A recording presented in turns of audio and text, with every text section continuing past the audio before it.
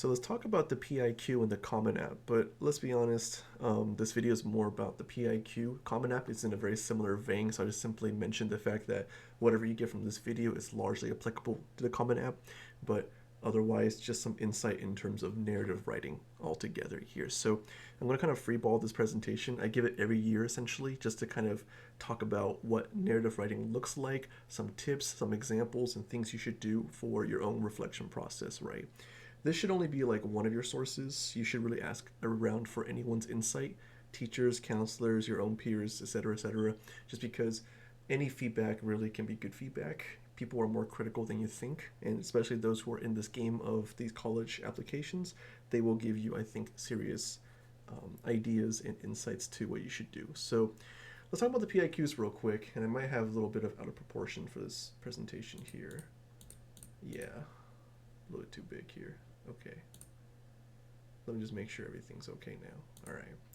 So essentially this, right? How important are the PIQs? Well, SATs used to be like a big factor. They're kind of coming back now, so it's something to look into for your applications. But essentially this, because the SATs were kind of lowballed for a couple of years, what replaced then that sort of college application priority or things that would make you stand out more happened to be AP scores, but of course the PIQs also got a big boost, right? Because, you know, just everything proportionally went up here. So they're pretty big, regardless if SATs or not.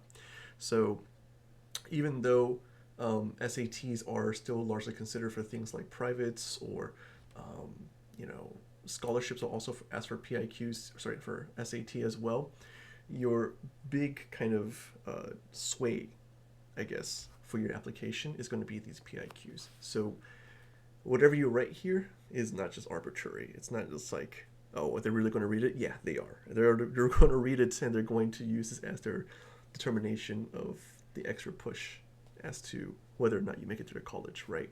So yeah, PIQs, they are quite big in terms of their significance. I've seen students with, you know, in the grand scheme of things, lower GPAs make it to UCs and the such because they had such great writing. And the thing is, like, college um, colleges do think about your grades, but at the same time it's like, yeah, but grades only say so much. Let's be honest, there's some easy classes out there, some classes that hand out A's very easily, and even though there's an AP tied to it, a lot of things are kind of inflated nowadays, so it's really hard to say if grades are a good determination as to who you are. But if you can tell me more about yourself, kind of like in a, I wouldn't say resume way, but you know, in a way where you can actually demonstrate experiences, skills, a little philosophy, a little character, whatever, right? I think that's more indicative of who you are as a person. So that's why PIQs are so important because in a pool of people, how do I choose the one that's most, I guess, an academic, but also a human in this way here? All right, so let's talk about some writing tips, right? Speaking of these PIQs, what do they want from you? The first one is this. The biggest tip I can give you is that it's really 80% show and 20% tell, meaning that these PIQs should be like mostly narrative, right? There is like a small degree of kind of you telling them what kind of personality you have or what kind of skills you have or traits you have, but that kind of should have stood out already through your more implicit argument or answer of your story here. So think of it like this, right? You're really just like trying to show them how you're a leader or how you can solve problems or how you've done these things here. If you simply tell them you're a great leader, I don't know you. I can't really believe that. And that's kind of the thing about show don't tell, right? Show me you've done some leadership skills. Show me you've done these great tasks and feats here. And maybe then I could believe you. But I will make this disclaimer that you do want to be a little bit more explicit at the end of your PIQs. I mean, as much as your story might suggest something about you, there is still like a claim you must make, right? Kind of like a thesis, I guess, if anything. So usually people leave this at the end, but I guess anywhere could work, beginning or end here. I think it's just more fitting at the end because you are telling a story, which leads to this more kind of like explicit telling of what you are. Your second writing tip is this. Don't overuse too many adjectives and adverbs. So honestly, this is a tip for writing in general. I think a lot of people, they have this bad habit of overly embellishing their writing because they think it sounds good or they think it makes their writing better. Not really. You're just kind of making your writing more difficult to follow and just choppy because there's so many kind of filler words in between. So this is a quote from Stephen King, and he says, "I believe the road to hell is paved with adverbs, and I will shout it from the rooftops." You go further down to that bolded point. He says that, um, if you use too many of these adverbs and adjectives here, these like kind of filler words, right? Think of it like weeds in a garden, right? They look pretty, but then they're totally, completely, prolifically covering your place, and eventually you realize, whoa, my whole essay is full of weeds rather than like flowers and grass and more, I guess, like desirable foliage around. So that's the thing, right? You want to be careful with what you put into your essays because you only get 350 words for these. So anytime you put these little fancy words in here that don't really say much, or they're kind of ambiguous or broad, you're killing your word count. So you gotta be careful with that. Writing tip 3 is this: you want to write over the limit at first, and just write honestly. Just pick out the diamonds in the rough afterwards, but you really gotta write over the limit, because if you only can hit 350 or you're going under 350, is that really a story? I would argue not. It's not a worthy story to publish.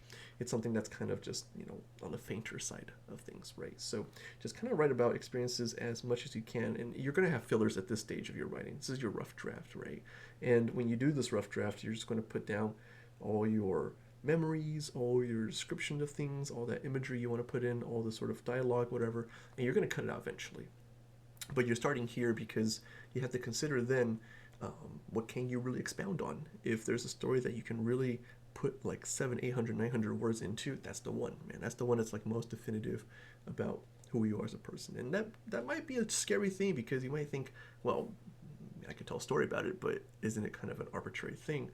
Maybe, but you'd be surprised. There have been stories that students have written in the past that are seemingly arbitrary, but they've made it in the long run because of how well they've written it, right? And how well like kind of it presents themselves. So I've had students in the past write about running, washing dishes, a trip to Mexico, science fair, and on the surface level, these don't sound like big deals, but they kind of make them big deals through the writing, or they just are big deals and they kind of have a twist on it, but you wouldn't know until you read it, right? That's something to think about too. Writing tip 4 is just this: write with like an experimental structure, write with experimental punctuation, write with experimental just everything. And what I mean by this is, like, when we write essays, academic essays, they're kind of boring, let's be honest. Like, they're just really straightforward. You have your evidence, you have your claim, you have your, drawings from the books and paraphrasing and all that. Like, there's nothing fancy about it, and everything reads the same, more or less. The information is different. That's really it. You can be sure a little experimental with that, but I mean, it still comes out the same, more or less, right? So for these narrative writings, I challenge you. You really gotta pick from the pool of like really good writing choices that authors do, or things you see from a magazine, an article, or just general rhetoric people use, right? Just writing choices you can fit in there that makes you stand out, because the writing in this case is going to be a part of your ethos as well. Like, I don't know who you are as a person, but if you're using like this sort of like more fantastical writing style, or you have a really good control of pacing and of like throwing this level of kind of like, I don't know, irony, or like you're foreshadowing something, or like, whoa, I didn't see that coming. You know what I mean? Like, you're trying to do something a little bit different in your work here. This is kind of like a broader point, but when you get to your final stages of editing, you have to remember this: every sentence counts. And the reality is, you can't have any fillers. Like, in 350 words, you're going to write the most concise piece you can, the most kind of packed and dense piece you can. Obviously, you're going to do more of this like in the future, like regarding whatever fields you're doing, right? You're going to make sure that you're writing in a way where, ideally, nothing is really wasted in the sort of like span of words you have here. So you want to make sure every sentence counts, because you're going to, maybe ruin transitioning. You're going to make the pacing sound kind of awkward, or it just kind of comes off choppy, or you might kind of like, bring us to a tangent that doesn't belong there, or your readers is going to think like, damn, this is so good up until this point. So it kind of ruins like your credibility in some ways. So you really got to like make sure every sentence counts, I'm sorry, when you get to your last stages of editing here. All right. So there's no real formula to these PIQs, but there is a formula. Like, I mean, I guess you can follow this general format, but I'm not going to say that you should like exactitude of word counts and so forth, or like even the segments of it. I'm just saying that in general, students in 350 words have kind of like boiled it down to this, and from the many PIQs I've discussed and looked at, they kind of, more or less look like this here. So your first 75 words, right? Like your first section of your PIQ is going to have to be like your opening, your conflict, your actions, and your response to those things there. So really in that beginning, you're dealing with something, right? You're dealing with, I don't know, familiar issues or academic issues or issues of relations, whatever it might be. A lot of these PIQs are asking about like how did you tackle kind of like a problem in your life. So in that same spirit, then, well, let's talk about that issue first and set the stage for everything else, right? And this is the spot that people kind of overwrite for. Here, I'd say this, like, less is more. Honestly, like, don't make it a sob story. If you dedicate like a good half of your PIQ to how hard you had it and how sad your life is, I mean, it might be, but at the same time, I'm more interested about how you overcame that, right? Like, I want to see how you're able to succeed through the bad things of your life. The meat of your PIQ should be this, right? It's like your evidence, essentially. Like, tell me your impact. Tell me your, or the impact of that thing to you, or like your reflection of it, or how were you able to answer the prompt more, kind of like specifically, right? Like, this is where you can kind of substantiate it with various instances, examples, terms, names, whatever. Like, whatever you can put in here is like as specific as possible. And to detail your life, this is kind of where you really got to focus it. Because, if you're, again, claiming that, I don't know, your first paragraph was like how you were, I don't know, learning English as a second language, and you had a troubling past with approaching the school system in America, whatever, right? I mean, like, here, this is your, like, your overcoming story, your underdog story. This is kind of where you were, taking every day at a time and just making sure you can get to the point you are now. This is where I want to see you succeed. And this is kind of where I'll see the words like tenacity, perseverance, whatever come up here and buy into your persona, right? The last few words, you should be as concise as possible. It's kind of like what did you learn, your feature progression, stuff like that. I think some people will kind of substitute this with, if you want to write a little bit more, I guess, poetically, a little bit more like expressively, you could just throw, what's the idea here? Like something, I wouldn't say cheesy, but like something, a little bit more like on the romantic side, right? Like, not romantic as in like relationship romantic, but romantic as in like I'm romanticizing this situation, like some sort of tie-in quote or like some sort of referencing the beginning, how it's all cyclical, you know what I mean? Like some sort of writing device or technique that you find yourself doing at the end over here. So it's kind of like the end where, again, you have an option of being more concise and telling your reader like, okay, and this is how blah, blah, blah, right? Like kind of in their face, I'm answering the prompt. Or you can be a little bit more, creative writing, kind of just wrapping up the point, but in your own kind of method there. Okay. That being said, let's look at student sample. I think the best way to understand these PIQs is just like, make sense of someone else's successful PIQ and then later work off of that, right? Let me just say this. The PIQ we're going to look at is okay. It's not amazing. It's not like, something that's a crazy writing, like crazy good, but I think it's the job done. It gets the job done, and you can use it as the sort of jumping board for PIQs that you write for as well. For every PIQ you're reading, just think about these questions, right? As if you were a college reader. Structure, organization, does it answer the prompt, or is it kind of like doing some sort of side mission and answering something else? Are my examples specific, or does it kind of seem more, again, broad and up in the air? Is it appealing and memorable? Like, I'm reading your story, do I enjoy it? Does it reveal what kind of candidate you are? So I'm just thinking about, okay, well, at the end of the day, like these 4 PIQs that I get from you, right? Can I get a better idea of you one piece to the next? Okay, so it's kind of a lot. I don't want to read all of it just because of time and to respect your kind of patience, I guess. So what I think you should do is just pause the video right now, just kind of scan it, get an idea for it. I mean, obviously I've read it and like annotated it, right? So I know what's in here, but you haven't. So go ahead and read it real quick, and then later we'll just jump back to it after a bit. So pause. All right. Hopefully you paused and you read through this here. It's not super long, of course, like, it's 343 words, right? So super short. But in this PIQ, they chose the question number 6, think of an academic subject that inspires you. Describe how you have furthered this interest inside and or outside the classroom. Yo, keywords are big. Any prompt that you ever get in your life, a lot of English is kind of teaching you to understand the prompt question that you're given. So if you're not answering that, then you're off the task, right? And you're off the topic. So you got to make sure that all keywords are hit. Got to have an academic subject that inspires you. You got to show me how does it inspire you. It can't just be some arbitrary subject you like. Liking is not strong enough. I need something that's like, more passionate from you here. This is why this prompt's kind of on the harder side of all the PIQs. I think this is one of the harder ones to me, just because not everyone's like inspired by a subject necessarily, right? They're good at it, but maybe not inspired. It should be like a prompt you choose if you're really passionate about something you can see yourself doing in the future. But I also want to see how you further this interest in or outside the classroom. Ideally, both is good, but if you can just do one or the other more specifically, that's your ideal here. So what do we see from this PIQ? Well, we notice that the student does begin their entire PIQ with, again, the conflict, right? The conflict of math classes deteriorating and how they're kind of becoming more skeptical and cynical about everything, just setting up the issue that they're going to deal with here, right? And they do deal with it. They do kind of like, create these forms of preparation, these forms of studying and so forth. They kind of like become a tutor within their small little community here. So it's, again, here where you get the meat of your PIQs. It's where you can kind of talk more about the specifics of what you've done, right? So, they did things on Zoom. They made, what is it, like a little curriculum of review videos and worksheets. They, enrolled in a program, so forth and so on here. And then finally finishing everything at the end here.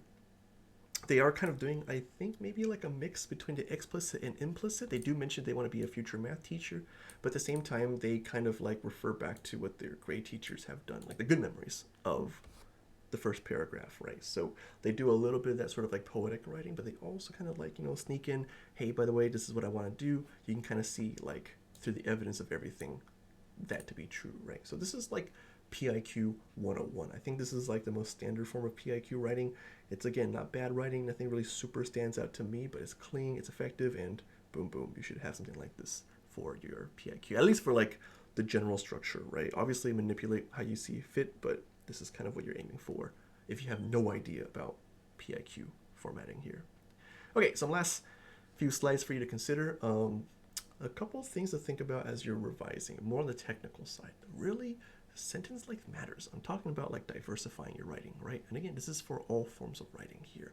I got a little sample of a short story by Haruki Murakami here. It's called On Seeing the 100% Perfect Girl One Beautiful April Morning. Kind of a mouthy title, but I mean, just from my highlighting here, you can kind of see that this guy alternates between like a few different like sentence forms, right? So I'll just read a little bit with you here. He says, one beautiful April morning on a narrow side street in Tokyo's fashionable Harajuku neighborhood, I walked past a 100% perfect girl. Like, he puts a lot of information in one sentence, and then he kind of follows up with a bunch of like short sentences, right? So he says, to the truth, she's not that good looking. She doesn't stand out in any way. Her clothes are nothing special. So it kind of creates this flow where he is really expressive at first. He's like, wait, one morning I saw this, but reality is this, this, and this. And it's kind of like music in a way. You really gotta pace your language and to convey it in a way where if I wasn't reading it to you, you would also understand how it should be read in that way. So sentence length, it creates another level and kind of dimension in terms of how you can understand your writing affecting another person. As much imagery as possible. When you do imagery, you really gotta do as concrete as possible. Don't just tell me you were in this country. Tell me all the details within that country. How it smelled down alleyway, how you saw a certain fountain in this sort of like obscure design. Like, you really gotta be specific here. If you don't, then you're not gonna woo me over through your writing here. So I got an example. This is about a person whose leg, I believe, got run over. I can't remember what short story it is, but it is a true story, I believe. And in this, they wrote, there's a faded baby blue blanket. So look at that. Like, even just a little bit of adjective writing here. It's not like BS adjectives where they're kind of like just exemplifying it. No, it's like, it's faded. I get you a little bit of like a modifier here of it's baby blue. This person got tubes running from besides the bed up under the blanket. So, it seems like this person has a lot of things going on right now. Multiple tubes, multiple problems, right? This seems like it's a complicated procedure. And it gets really gruesome too. They have cut some slits into the tissue and left them open to relieve the pressure. Like, it's a visceral imagery here. Like, it makes you really know the tone is not good. Like, it's a bad situation here. And you can't do that with something like, I got in an accident and I got hurt. It's like, okay, well, how bad was it? Can't really tell, right? And you have to like further explain it. And you kind of like waste time and space then. So as much imagery as possible. And yeah, man, structure matters. Like, you want to make sure you have a clear idea per paragraph, and you want to think about like how much is enough per paragraph. Sometimes just a little bit is what's needed, and sometimes you gotta have a whole paragraph about context here. this reading here, and again, you can just pause and read them if you want, like kind of get some ideas of this, right? But you can notice just on a visual level, it gets shorter and shorter and shorter, right? Like as this writing progresses here. So it begins with like this woman talking about like being in an exam room with her husband, and then the door opens, and then like things are kind of getting, kind of awkward, and then later dialogue comes in. So we're getting kind of like finer and finer. We're getting like more specific to the situation, closer to the scene, and we get to the final line. I couldn't find a heartbeat. So this woman was waiting for she's waiting for like a result check for her supposed baby, right? But it seems like it was a stillbirth, or it seems like it was dead. Sorry, that was kind of morbid. I'll try to find something to work around it, but yeah. Anyways, point being is just it tries to like boil it down to that one key moment, right? And that's what you're trying to do. Like you can kind of create structure where one paragraph leads to the next, and it creates a flow of tone or suspense or tension, whatever. These are things you got to consider when you're writing PIQs. All right. Hopefully that gives you some insight about how to write these PIQs here. Again, it's just story writing. So if you just look at other people's stories, that should be a good start as to how to improve your PIQs. All right. Hope that helps you.